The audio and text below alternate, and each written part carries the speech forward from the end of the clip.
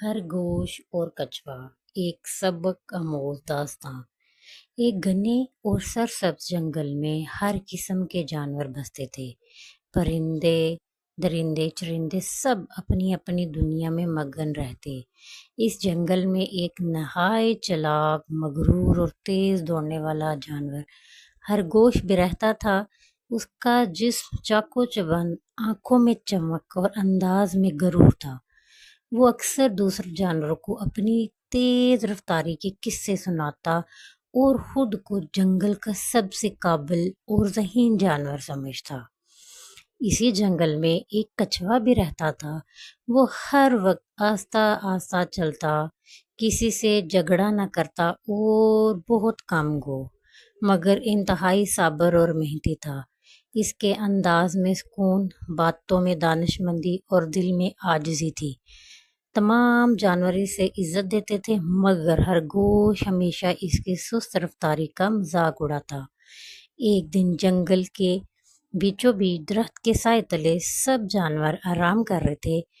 خرگوش نے حسب عادت ایک لمبی سانس لی اور بولا، میرا خیال ہے اس جنگل میں مجھ سے تیز دوڑنے والا کوئی جانور نہیں۔ اگر کسی کو شک ہے تو میدان میں آ جائے۔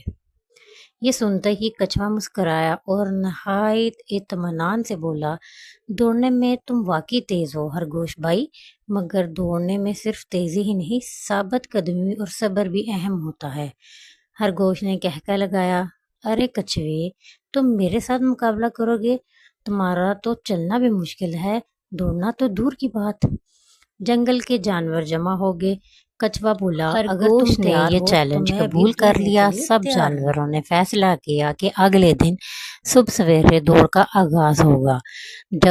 جنگل کا عقل مند بندر اس مقابلے کا منصف مقرر ہوا۔ اگلے دن صبح سورج کی کرنیں جیسے ہی جنگل میں پڑی، تمام جانور دوڑ دیکھنے کے لیے جمع ہو گئے۔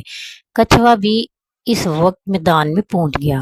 خرگوش حسب معمول اکڑتے ہوئے آیا، تھوڑا لیٹ مگر پوری شان کے ساتھ۔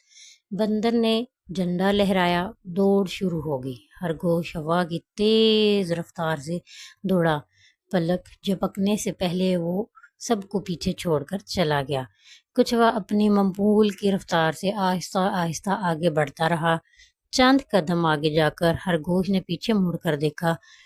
کچھوا دور دور تک نظر نہ آیا اور ہنسا، اسے تو یہاں تک آنے میں گھنٹے لگ جائیں گے، کیوں نہ میں تھوڑا آرام کر لوں، پھر دوڑ مکمل کر لوں گا۔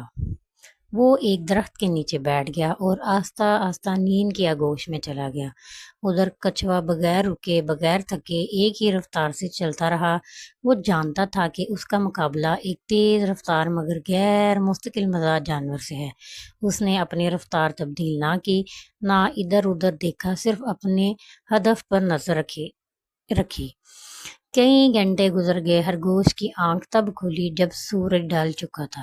وہ بڑبڑا اٹھا اور پورے زور سے دوڑ لگائی، مگر جب وہ اختتامی لکیر پر پہنچا تو خیر سے اس کی آنکھیں کھلی کی کھلی رہ گئی۔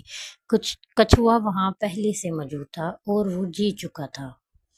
جنگل میں شور مچ گیا، سب جانور تالیاں بجا رہے تھے اور خرگوش کو احساس ہو گیا کہ غرور، لاپرواہی اور جلد بازی انسان یا جانور کو کبھی کامیاب نہیں بناتی، جبکہ صبر، استقامت اور لگن ہمیشہ منزل تک پہنچاتی ہے۔